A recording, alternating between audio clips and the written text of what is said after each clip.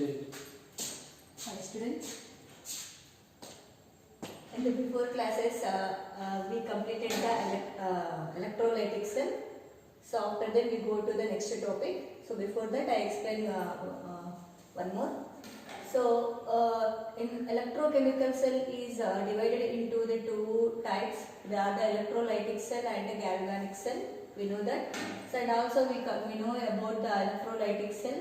So in that electrolytic cell, what we observe, electrical energy is converted into the chemical energy. Electrical energy is converted into the chemical energy. So here input is electrical energy, output is chemical energy.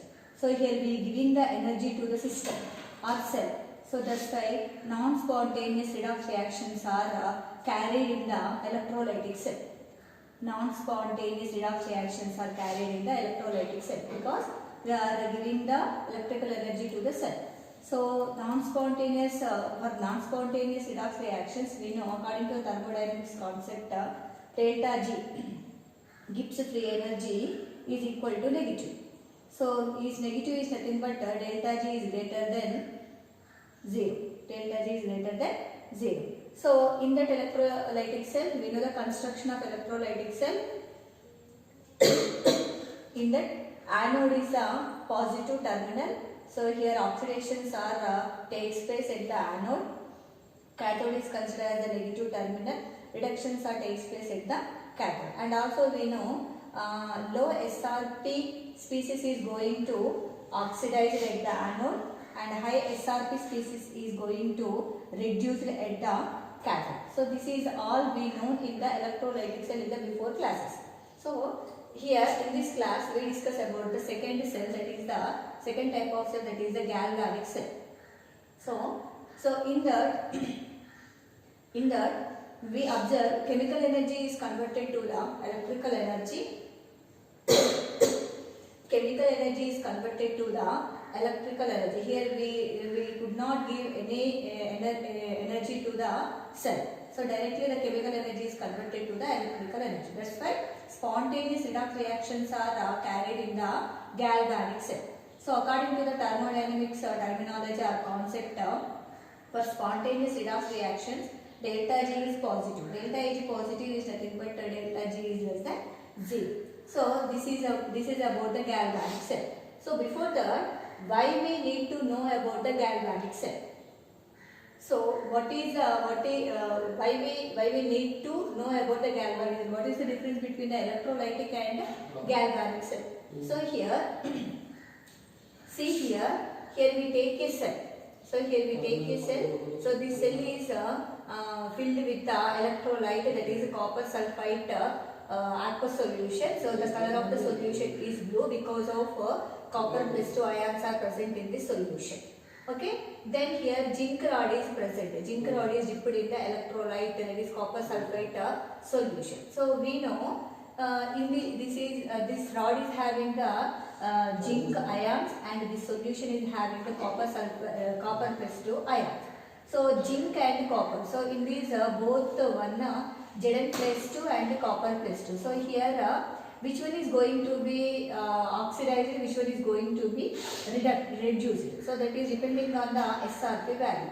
So in these two species, Zn plus 2 is having the low SRP. Sorry, this is low SRP.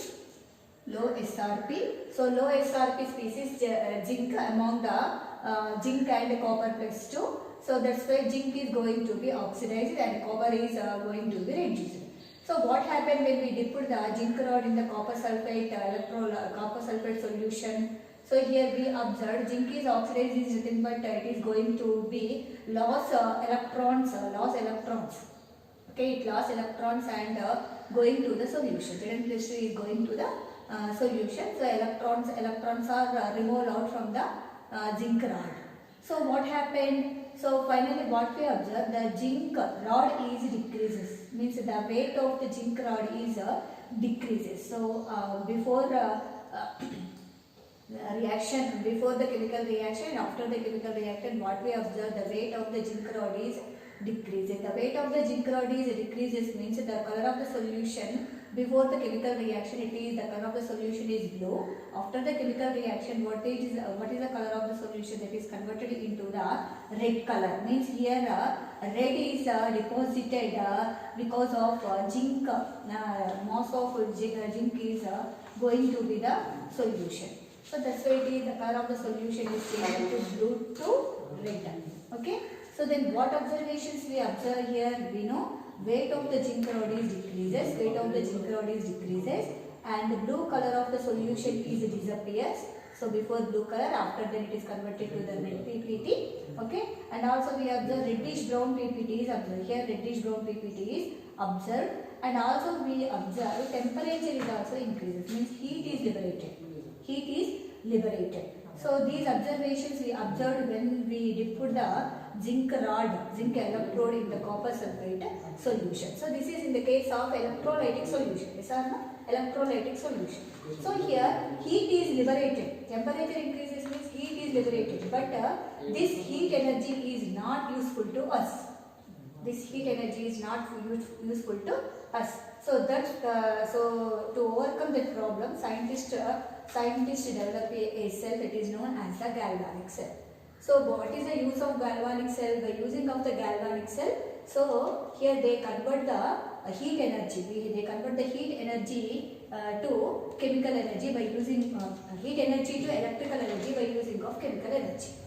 Okay, so we use the chemical energy. By using of chemical energy, we observe here heat is liberated. So that heat is not useful in the electrolytic cell. So that to overcome the problem, so the scientists developed a cell that is known as the galvanic cell. So what is the use of the galvanic cell? When the heat energy is produced in the cell, that energy is converted to the electrical energy. So that purpose scientists developed the galvanic cell. Scientists developed the galvanic cell. So this is the theory. This is the what history to develop the galvanic cell. So next we go to the construction of galvanic cell. So galvanic cell, the construction is here. So here these are the two half cells. So these are the two half cells. Okay. So in this half cell, electrolytes, different electrolytes are taken in the two half cells. Then two rods are dipped in the two half cells, two rods. Okay. For example, zinc sulfate is the electrolyte, copper sulfate is the one more electrolyte. So zinc rod is dipped in this cell. Here the copper rod is dipped in the cell. So both are connected with the wire to the voltmeter or battery. If you take any one, or bulb, voltmeter, battery or bulb, if you take any one. Okay. So this is the salt bridge. So later we discuss about why we connect the salt bridge between the two half cells. Okay, later we discuss. So this is the construction of the galvanic cell. Construction of the galvanic cell. So here what we observe, zinc rod lost the electrons, means it is going to be the oxidation because it is having the low SRP value. So we know which species is having the low SRP, that is going to be oxidation. So that's why zinc rod lost the two electrons, or giving the two electrons to the cathode. Okay, and going to be oxidized. So this is off oxidation. So what is done in the second half cell? So here copper is having the high SRP value than the zinc. So that's why it is going to be the reduction. So these electrons are carried through the wire and reach the electrode, second electrode. Okay, second electrode that is having the positive terminal. Okay, second electrode. So these two electrons are present here. So the copper in the copper sulfate solution, copper plus 2 ions are present. So these copper plus 2 ions are going to be the electrode. So by taking up the 2 electrons from the electrode. Okay, so then taken up 2 electrons, it converted into the copper solid. So what we observe here, reduction is takes place. So this is known as a half reduction. So here, listen carefully. So this is this terminal is considered as the negative, this terminal is considered as the positive. But what we observe in this negative terminal, oxidation is takes place. So oxidation is takes place. Where the oxidation is takes place? At anode. So here what we observe, copper plus 2 is converted into the copper, means reduction is takes place. So reduction is takes place, but the terminal, this electrode having the which terminal? Positive terminal. So positive terminal, but in the positive terminal what we observe, reduction is observed, so it is called as the cathode. Cathode. This is the basic concept. So where the oxidation is takes place, this is considered as the anode. Where the reduction is takes place, that is considered as the cathode.